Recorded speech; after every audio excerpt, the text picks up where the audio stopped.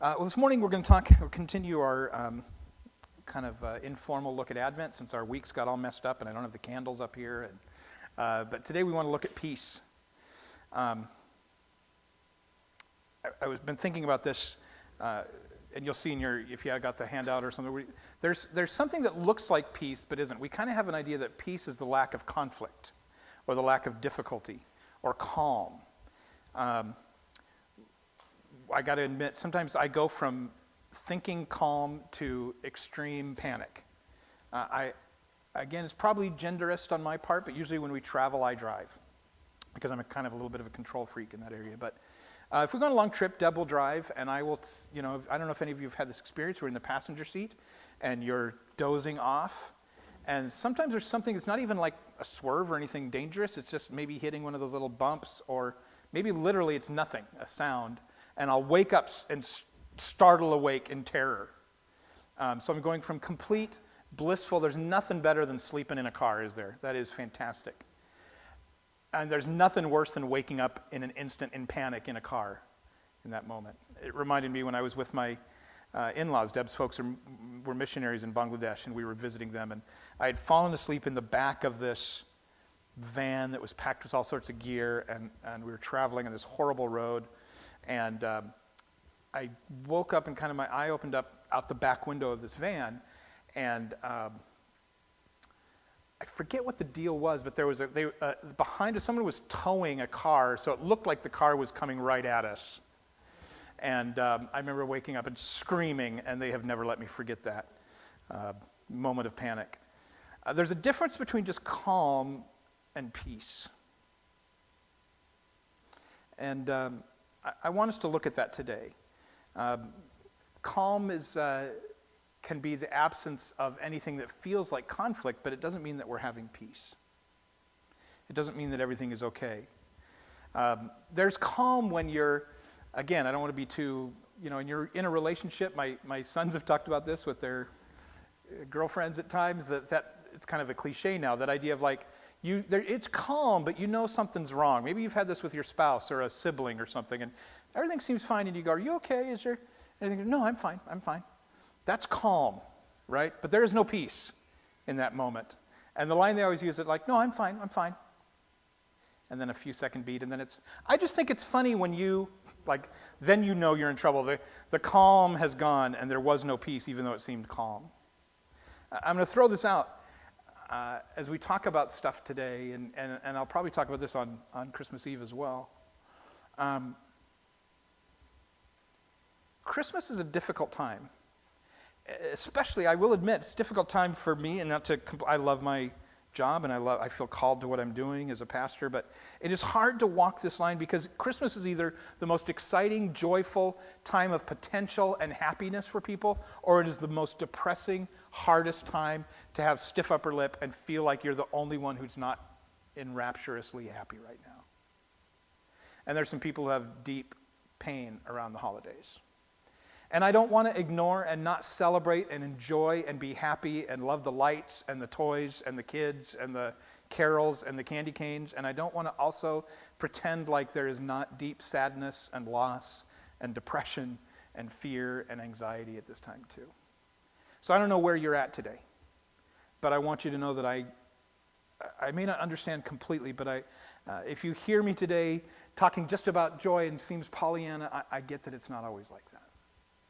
At the same time, if you're like, "Man, talk about being a downer, Dave. We just want to enjoy a Christmas tree." Enjoy a Christmas tree. You're allowed to do that too. I think Jesus sees us in both of those places. So we're going to talk today about peace, and I understand it's not always easy. It's a thing I think we'll struggle with our whole lives to find out how to really experience what God has called us to, but that's what we want to do. And we're going to use the story of the shepherds, and I love this story so much. It's probably my well, I wouldn't say my favorite. It's one of my, can you say I have a favorite story in the Bible? I love this story because it's so real. It's so accessible, to me at least, that it brings together the mundane and the supernatural. And I love that I think that's the whole Christian life, bringing together the daily and the eternal. And I love this story. So it starts out that the shepherds have this sense of false peace. I'm not a shepherd in the traditional sense of, actual sheep. But I have worked outside, and I have had these kind of jobs where I've had to be outside, and I love this idea. So we'll start in Luke 2, as it's describing the shepherds, and they have this kind of sense of security. There's kind of an idea of coziness, or of at the end of the day. So here's Luke 2, 8 and 9. It says, that night there were shepherds staying in the fields nearby, guarding their flocks of sheep. And suddenly an angel of the Lord appeared among them, and the radiance of the Lord's glory surrounded them. They were terrified. They had false peace. They had calm, but they didn't have peace. They are probably, the shepherds were kind of blue-collar, low-class, normal people. In fact, there's some authors would talk about them, being kind of outcasts. I'm not sure that's necessarily true. I think it was just a needed job that somebody had to do, and that's what they ended up doing. Maybe that's what their family did. Not all the time did they own the sheep. Sometimes they worked for the sheep owners. What do you call a sheep owner? Anyway, they rancher or whoever, they were employees or laborers. And their normal life was kind of working hard all day, and then at night their job was to be out there so that things wouldn't attack the sheep. And there's all sorts, man, if you were raised in the church, you know all sorts of sheep facts. You probably know more than sheep facts than actual shepherds if you were raised in the church. If you've seen flannel graph, you know all about sheep. And so they're in the fold, or maybe they were putting bushes around or whatever. But the point was, they were there around a fire. We can all see the pictures, right? They're around the fire. The sheep are lowing. Do sheep low? I don't think sheep low. It's cattle. Cattle are lowing. The sheep are baaing. Whatever it is that sheep do at night, they're doing it. They're counting themselves. Thank you. I've been waiting. I've been working on that for a while. But they are calm and quiet, and they're on guard a little bit, but they're also, the day is done, and they can kind of sit around and relax. And in the middle of that, the sheep are all clumped up, and it is peaceful. Maybe there's some snoring. Maybe they're taking turns. Maybe there's some lounging going on. And then this angel shows up. Angel's a messenger. They had an actual, real, physical messenger from God show up in the middle of their campfire. Surprise! Right? So they're there with the sheep. It's seemingly peaceful, or at least it's calm. And the angel, I don't know how angels, like how they line up, like who gets to do what job, how they select who gets to do this, but what a cool job for that angel. They have this amazing job that night that they get to go and they get to share this great news with the most powerful, influential, religious, and intelligentsia, and full political... No, they don't get to go announce the coming Savior. They don't get to announce the Messiah to who we think they're going to announce it to. They're going to announce the most important event in human history to the least important people in human history. And so there they go. Telling the people who are least equipped to do anything with that information. Right? They're sitting there by the fire. The sheep are sheeping. And the messenger from God comes into their midst. And not just pink guy, but there's some glory of the Lord around him. So this being, this angel, this messenger from God comes to these poor, lowly guys who are just sitting around the fire, kind of wrapping up their day, and shares with them this news.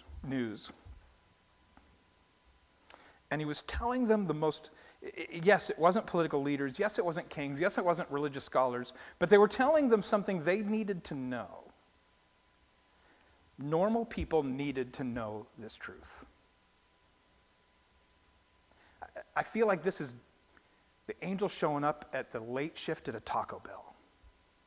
Right? Hey, guys, put down the chalupa. I've got some news. I think for us, the same kind of thing. Our life seems kind of comfortable and normal, and I work so hard. I got to admit, this is something I've had since childhood, since school, and my teachers would mention this. And my mom would talk about this, my parents. I would try and finish all my work as fast as possible, as sloppily as possible to get by so that I could have the largest amount of free time at the end. And I still find us to do that. Like, I'll do all my stuff. I'll come home. If there's some stuff I need to do, I'll run around and kind of get all the stuff done so that when I'm finally done, whether it's at 6 o'clock or 11 o'clock, I can finally sit down and be done and not have any more stuff that I got to do that day. Shepherds were in that moment. They'd finally got it ready. They got the sheep down. They got the fire started. They were sitting around together, maybe imbibing a little bit, maybe eating some mutton. Maybe they're just hanging out. And at that moment, it's interrupted. I think we do that so much. We work so hard to get our life comfortable and calm until God shows up and ruins it. God shows up and shows us that gives us a message of real peace versus false peace. They're not the same thing no matter what we want. I work hard to try and have situational peace or try and have some form of calm around me.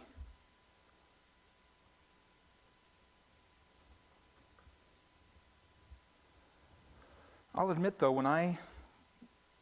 especially not just with my job, but my personality in life, no matter how hard I work during the day and finally sit down in my chair, I don't really have peace necessarily. There's always something more, right? There's always more you could do.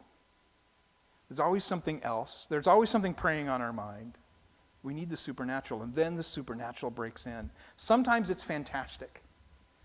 Sometimes it is a windfall. Sometimes it is great news. It's the grandchild, an announcement of a grandchild, or it's a new job, or it's some great little moment, or it's just a good conversation, or a call from a friend.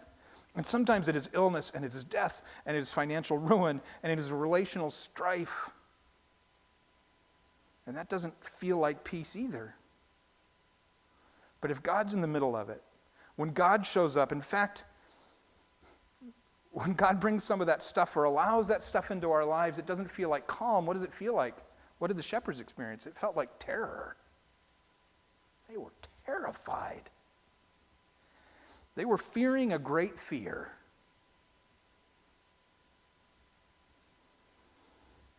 We want God to show up, but we rarely really want God to show up. We kind of want God to just fix our situation.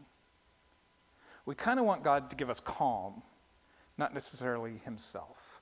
We kind of want God to give us coziness rather than the glory of the Lord shone round about them.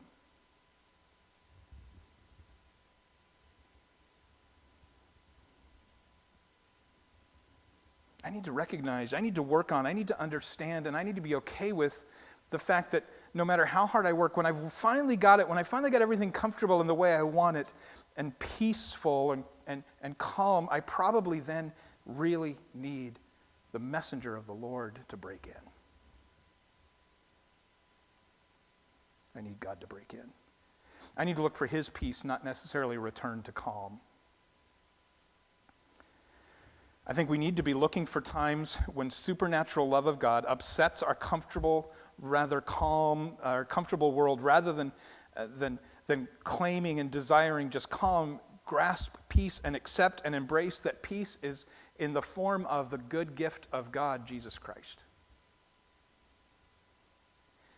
Even if we can't embrace the circumstance, even if we can't embrace the trial, even if we can't embrace the difficulty, we can embrace the Christ. And maybe we should see those moments, see those times of abject terror as something that drives us to God. We want to find peace because we need to realize that our version of safety and security and calm is never enough, and it is unsatisfying. That's not God's version of peace. What is so important is that what was so important? Why did God send an actual messenger to these guys? What was the good news? It was the story of real peace. It was the thing that the Moses and the prophets and the whole Old Testament was talking about and looking forward to. All of history came to that fulcrum, that change point, that movement. This message that was coming was a message of peace because it was going to bring peace between two warring factions, a sinful world and a loving God. And that's real peace. Point number 2 is real peace, the next few verses. Luke 2:10 through 14. So remember, the angel comes down. The peace is shattered. The calm is shattered. There is the glory of the Lord shorn. Sorry, I'm using my Old Testament, or my King James. Glory of the Lord there, and they do not know how to handle it. They are like if waking up on a bump from sleeping in the car is a 10, this is a 19, right? They are terrified. But the angel says, I like this. But the angel reassured them. Don't be afraid, he said. I bring you good news that will bring great joy to all people. The Savior, the Messiah, the one you've been looking for, the Messiah, the Lord, has been born today right down the street over in Bethlehem, city of David. And you'll recognize him by this sign. You will find a baby wrapped snugly in strips of cloth lying in a manger. And suddenly the angel was joined. I'm sorry.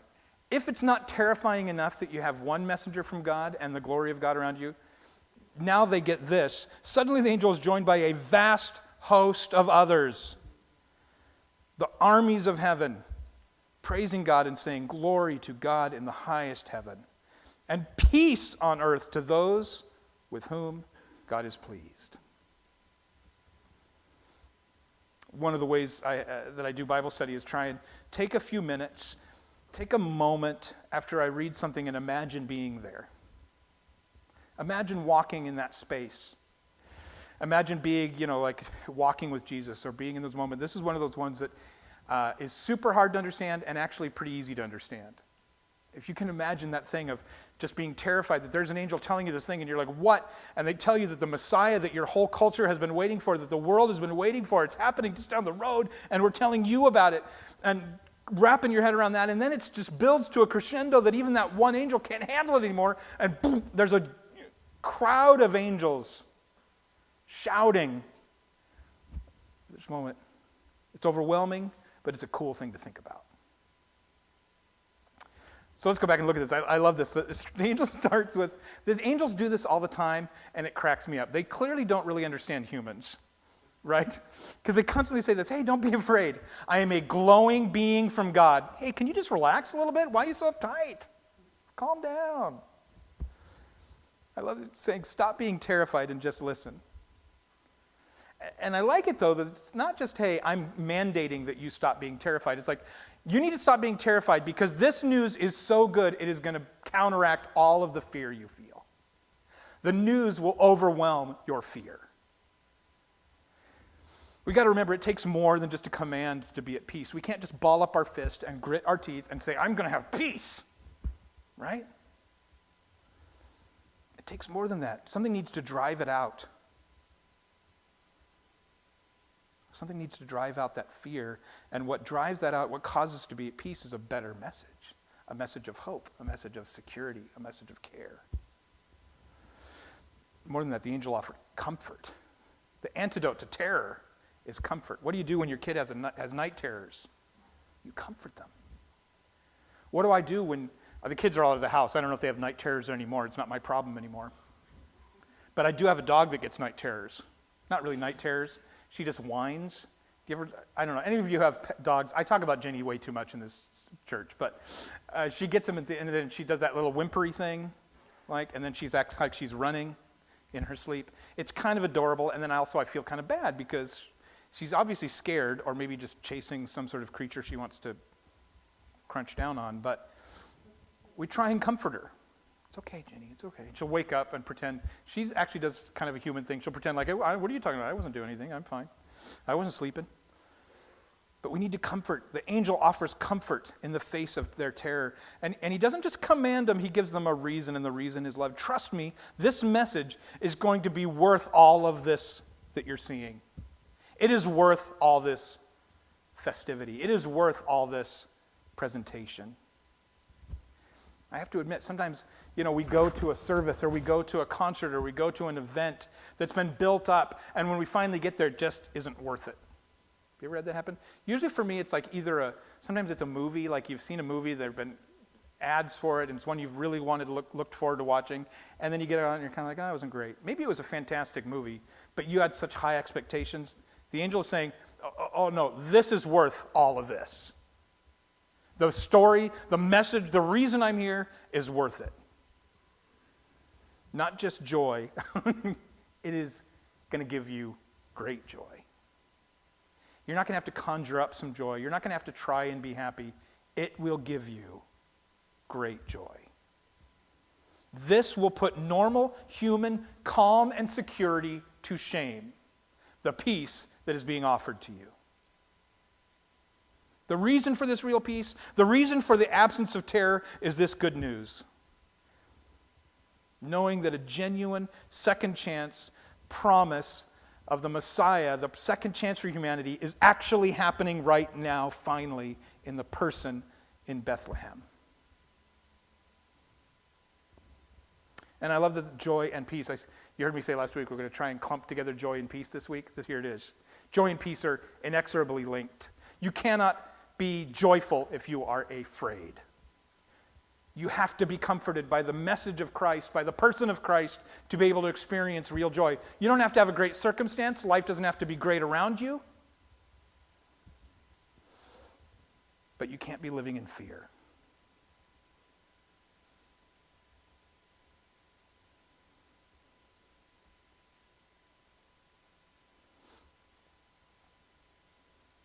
It's hard to have genuine joy when you're acting and living in a space of fear.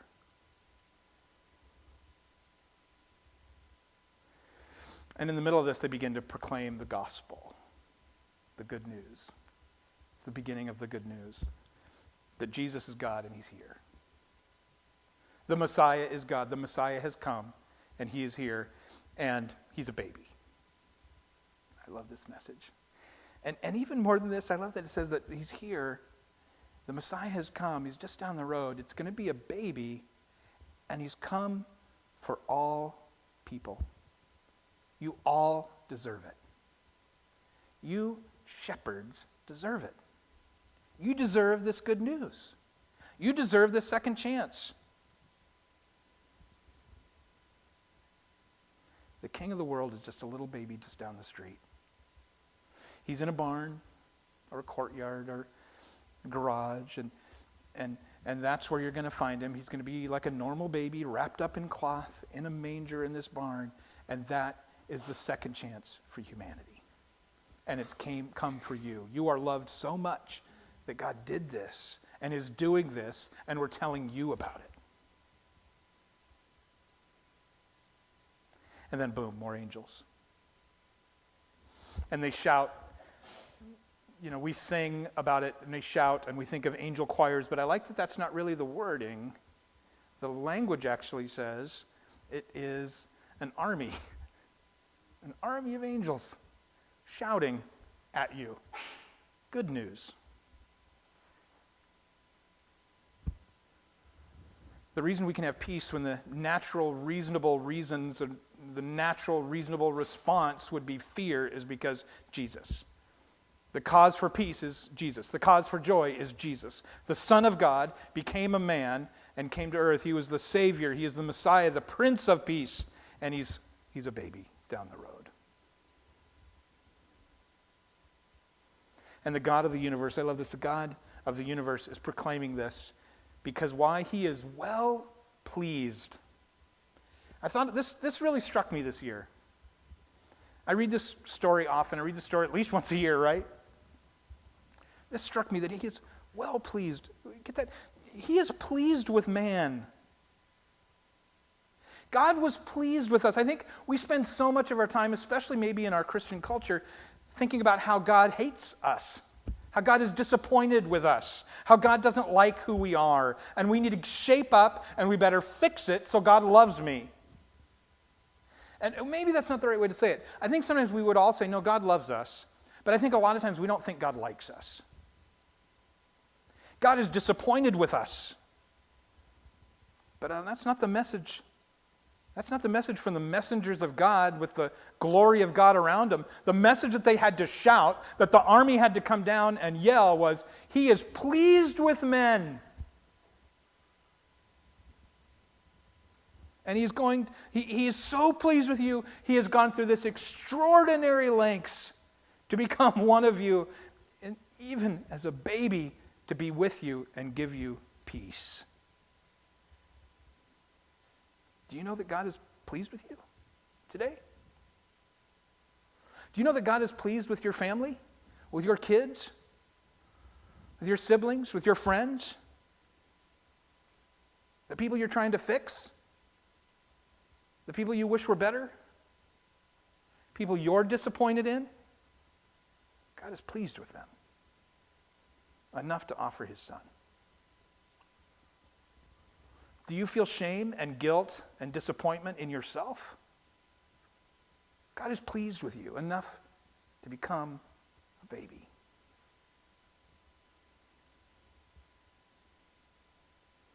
God is pleased with people who don't know him yet.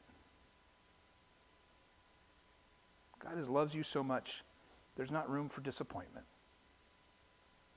All we need to do is reach out to him. He's so pleased with man that he came here, he dwelt with us, he lived with us, he sacrificed himself, he humbled himself, and he rose again. Sit with that for a little bit this week.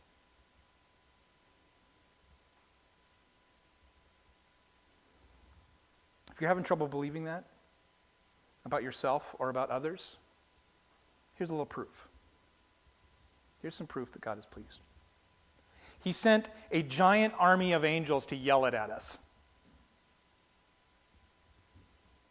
Top of their lungs, to sing it, shout it, yell it, whatever they were doing. If they had lungs, God came down as a baby, as a way for us to have peace with him. That's how pleased with you he is. There is hope for you, and there's hope for your kids who are wandering away. There is hope for your friends. There's hope for your neighbors. There's hope for the people you work with. There's hope for people around the world. Because God is pleased to come and share. So how do we live in that peace? We need to live in that peace. We live in that peace by sharing it. I'm going to give away the end. We need to live that peace so much that people are weirded out by it. It ends with this, the last 5 verses, 2:15 through 20. When the angels had returned to heaven, the shepherds said to each other, let's go to Bethlehem. Let's see this thing that's happened, which the Lord has told us about. So they hurried to the village, and they found Mary and Joseph, and there was the baby lying in a manger. After seeing him, the shepherds told everyone what had happened and what the angel had said to them about the child. And all who heard the shepherd's story were astonished. I guess so. But Mary kept all these things in her heart, and she thought about them often. Sometimes the Bible is just so understated, it cracks me up. So she's kind of an introvert. She's pondering, and she thought about it often. You know, I gave birth as a virgin to the Messiah. I would think about that often.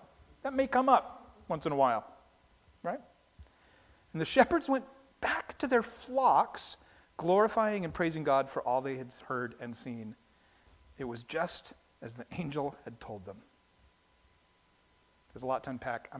We're going to do communion. I'm sorry we're going to go a little bit over today. That's what happens when you show up late. The shepherds, they actually did. So when they heard this, they went in. And I like that the angels originally was like, oh, by the way, when you go in, it was assumed that they were going to act on what they had seen. The angel assumed, hey, when you go to Bethlehem, because I know you're going to go to Bethlehem, when you go, this is how you find him. And they go, and they went to check it out for themselves, and it was exactly like they were told. It's Han Solo saying, right, in the movie, everything you heard is true. Right? Everything you heard is true. It was exactly like it. The angels were not pranking them. There was the baby. And just like the angel, just like those messengers from God, the news was so good they could not keep it to themselves. It is the middle of the night in a little town, and they just saw a new baby, and they had to run around town and tell people about it. And people were astonished. Astonished is a very diplomatic word here, I think. I think some people were annoyed, assumed, hey, the shepherds are out there drinky drink, right? But others believed it. The Messiah is actually, what? It's happening? Now? It's really beginning? It blew their minds. And Mary has a lot to process as she cares for that baby. But I like this. The shepherds go back to their field. They are changed. They go back to the field, to the sheep, and they are glorifying God. They are reveling not only in the moment with the angels, but the moment with the Messiah. They are changed, that their life now is going back. Peace looks a whole different to them now. Completely different. Their circumstance didn't change. They didn't suddenly be like, now we are going to be now leaders of Bethlehem, and we're going to run for office, and we're going to be rich. No, they went back to being shepherds, but they were different because they encountered Jesus. Their life didn't get any objectively better than anyone outside, but they had peace. And they had joy. John 16:33 says, I have told you all this so that you may have peace in me. Here on earth, you will have many trials and sorrows, but take heart, because I have overcome the world. I think Jesus is referencing this peace that was promised when he was born. Hey, I've already won, and life is not going to get better. You're still going to be a shepherd, but you got peace, and you can have joy. I think this is how we share the gospel. This is how we share the good news, as we be like those shepherds. It should infuse us so much that we cannot contain two things: the joy that it gives us. We are living joyfully. No matter what trials and sorrows we experience, we have the joy of the Lord. Not because we think the circumstances are going to get better, or we're fake, or we're in denial, or we're pretend. We may be weeping and still experiencing joy because we know Christ has overcome the world. And we can have peace that does not make sense because we know we are loved and God of the universe is pleased with us.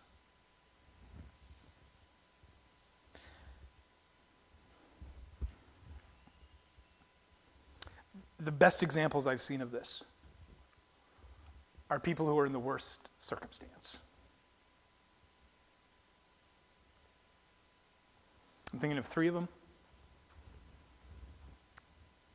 A few years ago, Pete Knox, Sherry's husband, passed away, had a long battle with cancer. He's one that I saw healed. Years ago, had cancer. It was gone. And I kind of was like, well, did they mess up the tests? When he came back and said it's gone, no, it's completely gone. And he had another 10 years of no cancer. And I literally was like, I'm not sure I believe that. Like, it was so astounding to me. I'm like, my faith was weak. But I remember seeing Pete when he was on hospice. And I was always so astounded that I would go to encourage him and pray with him and talk to him. And he would ask me about me and my struggles. And he would pray for me. And I'd be, wait, Pete. It's supposed to be the other way around here. I'm supposed to encourage you. And that's not just a pastor-y joke. That is legit. I walked away encouraged, and he always told me some stupid joke. The last year, I would call periodically and talk with John Rush. And he would always be like, I don't want to talk about me. And I know he was in pain. I never knew how bad he was. He never let us know. But he would make me laugh for a half hour straight. And then he would give me some wisdom that hurt. But I was so thankful for. Some insight, some question, some challenge. A man exuding joy and exuding peace in a difficult spot. And then my dad.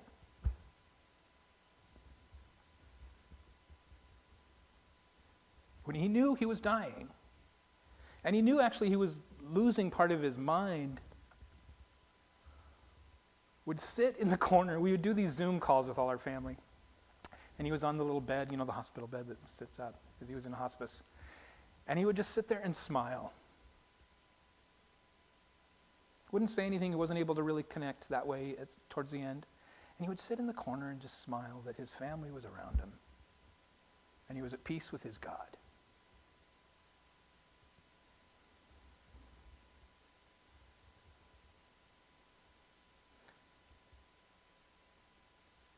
We can have real, lasting peace because God came down and he gave us all a second chance, no matter the circumstance, no matter the sorrows and trial. And how do we share that? Do we have a great packaged formula, an elevator pitch for the gospel of Jesus? No.